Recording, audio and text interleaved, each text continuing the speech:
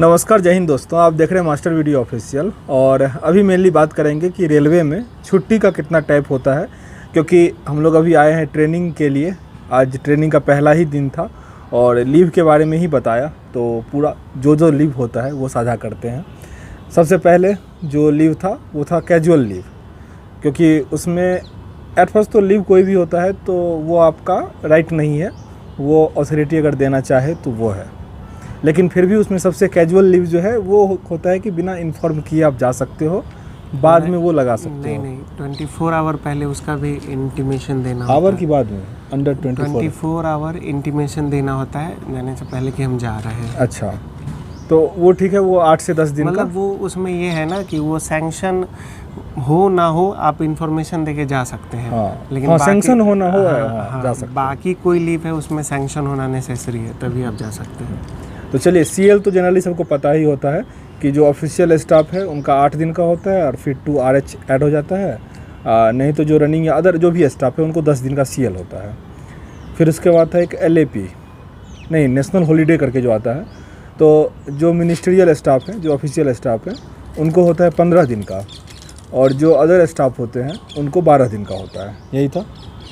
वो हर 6 महीने पर मिलता है। नहीं, नेशनल हॉलीडे जैसे हम लोग का अभी शिवरात्रि में था छुट्टी, 16 दिन। हाँ, तो हम लोग का 16 दिन का है और जो अदर स्टाफ है उनको 12 दिन का होता है साल का। तो यहाँ पे 4 दिन इन लोगों को अधिक मिल जाता है। अब आता है LAP। 6 महीने पे 15, यानी 1 महीने में 2.5 छुट्टी, 2.5 छुट्टी होता है। तो 6 महीने में 15 छुट्टी होता है और 1 साल में हो गया वो 30 छुट्टी। तो एक साथ नहीं मिलता है, जैसे हम लोगों का जनवरी में मिल गया 15 छुट्टी, और फिर जब हम लोग जुलाई में जाएंगे तो 15 जुलाई बोला ना, नहीं 1 जुलाई को ही 15 ऐड हो जाएगा, यानी ये कह सकते हो कि अब 30 छुट्टी होगा। तो ये एडवांस में ही मिल जाता है, मतलब 6 महीना कंप्लीट नहीं हुआ पहले ही उसे मिल गया। LAP के बाद कौन सा? LHAP, जिसमें हाफ पेमेंट आपको मिलता है। हाफ पेमेंट नहीं मिलता है। LHAP मतलब अगर वो लगता है तो आपको हाफ पेमेंट मिलेगा ही। अच्छा, वो अगर कंसीडर किया जाएगा तो मतलब लीव LHAP मतलब होता है लीव हाफ एवरेज पे।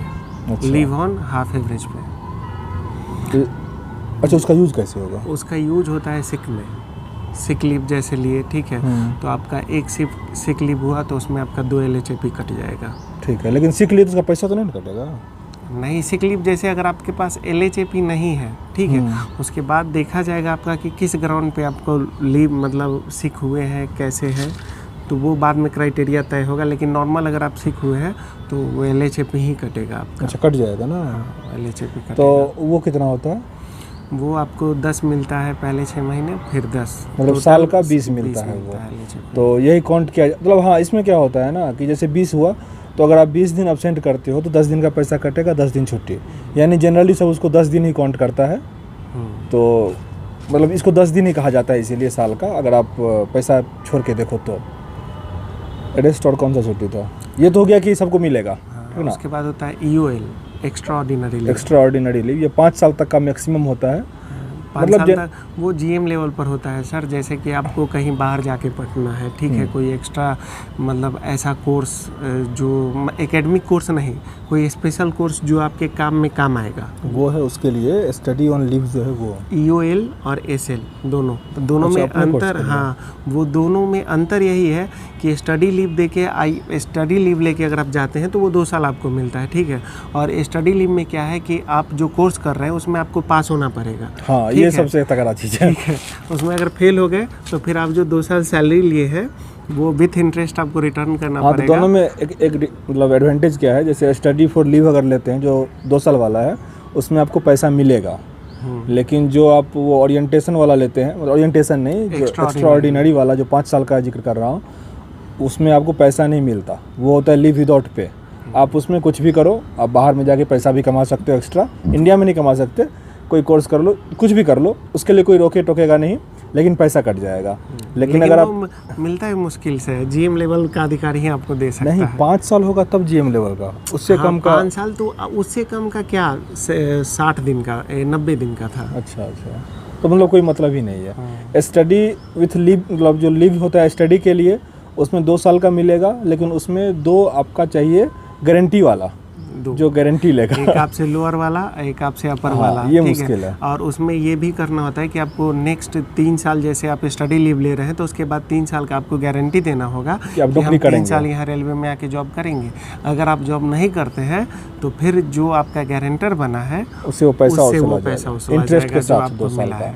और अगर आप जिस क्वालिफिकेशन के लिए बाहर जा रहे हैं वो आपके जॉब प्रोफाइल से मैच होना चाहिए, और अगर आप डिस्क्वालीफाई कर जाते हैं तो आपको पूरा पैसा देना पड़ेगा इंटरेस्ट के साथ। पास कर जाते हैं तो फिर कोई बात नहीं, फिर ठीक है। और कोई एक लीव था ना? और था सिक लीव सर, था सिक लीव से पहले पैटर्नल मैटरनल। हाँ, वो पेरेंटल लीव होता है, पीएल होता है, उसके बाद एमएल होता है सर। तो पीएल 15 दिन का मिलता है आपको, जैसे लड़का को, दो बच्चा, पैटर्नल। हाँ 2 बच्चा के लिए आपको, वो भी बच्चा 6 महीना के अंदर हो तब तक आपको 15 दिन का क्लेम लीव कर मिलता सकते है, हैं। ठीक है। और मैटरनल लीव में मतलब माता को मिलता है 6 महीना का 6 महीना का मिलता है 2 बार। और अगर मिस कैरेज होता है, ठीक है, तो पूरे इंटायर सर्विस में आपको 45 डेज़ का लीव मिलता है। तो ये तो हो गया अपना बच्चा। अगर कोई गोद लेता है बच्चे को तो उसमें भी 15 दिन का छुट्टी लड़के का है, लड़के का है। और वो नॉर्मल 180 डेज़ का लेडीज़ का है। लेकिन बस शर्त यही है बच्चा कि 1 साल से का बड़ा नहीं उम्र, होना हाँ, चाहिए। 1 साल से छोटा 1 साल से छोटा होना चाहिए। लीव में एक और था ना, WR का। एक और ऐसा स्पेशल कंडीशन लीव है जिसमें कि जैसे मान लो कोई ड्यूटी करते टाइम किसी का आँख खराब हो गया या किसी का एक्सीडेंट कुछ हो गया, मतलब ड्यूटी कुछ टाइम भी आपका कोई मेडिकल इंजरी ऐसा अगर हो हो गया, गया आपको जॉब करते हुए, वो जो आपको कोई बीमारी हुआ है वो जॉब से रिलेटेड है, तो आप जब तक हॉस्पिटल में रहिएगा तब तक आपको फुल सैलरी मिलेगा। उसके बाद हॉस्पिटल से हाँ डिस्चार्ज होने के बाद भी अगर वो RM जो भी है रेलवे का जो डॉक्टर है वो आपको कहता है तो 6 महीने तक फुल सैलरी, और उसके बाद 1 साल तक हाफ सैलरी। 80% हाफ सैलरी नहीं, हाफ सैलरी। अच्छा, 50% आपको सैलरी 6 महीने के बाद 1 साल तक हाफ सैलरी मिलेगा। उसके बाद फिर अथॉरिटी का जो डिसीजन होगा कि आप काम करेंगे कि नहीं करेंगे, हाँ वो ये decide होता किया है। जाएगा। तो ये स्पेशल कंडीशन छुट्टी होता है। और ऐसा कुछ मतलब हाँ एक और क्या छुट्टी था ना कि जैसे मान लो सारा छुट्टी आपका ख़त्म हो गया, जो CLPL जो भी ये सारा ख़त्म हो गया, अब अगर छुट्टी लेना होगा तो क्या करेंगे? तो इसके लिए जो आपका सीनियर अथॉरिटी होता है उसके पास आपका कैसा क्रेडिट है, वो अगर चाहेगा, वो अगर चाहे तो हाँ कि गारंटी देगा कि हाँ ये आके काम हाँ, करेगा हाँ। ही, तो वो स्पेशली आपको 90 डे का छुट्टी दे सकता हाँ है। वो भी पूरा टोटल पीरियड में, हाँ टोटल इंटायर सर्विस। हाँ इंटायर सर्विस में, ऐसा नहीं कि मंथ में। तो बस यही सब छुट्टी का समस्या, मतलब इतना हम लोग आज पढ़े हैं। तो बस जो नया एम्प्लॉय होंगे या फिर जो बनना चाह रहे होंगे, पुराने भी जो लोग ट्रेनिंग किए होंगे लेकिन भूल गए होंगे, तो यही सब क्राइटेरिया है। हो सकता है मेरे से कुछ छूटा होगा, लेकिन इतने तो ओवरऑल हम लोग कंप्लीट किया ही किया। तो छुट्टी का ये था, पास का भी हुआ, जो भी होगा लेसन हम साझा कर देंगे ताकि एक नॉलेज आप लोगों को पता चल सके। चलिए इस वीडियो में इतना ही, मिलते हैं नेक्स्ट वीडियो में, तब तक के लिए जय हिंद।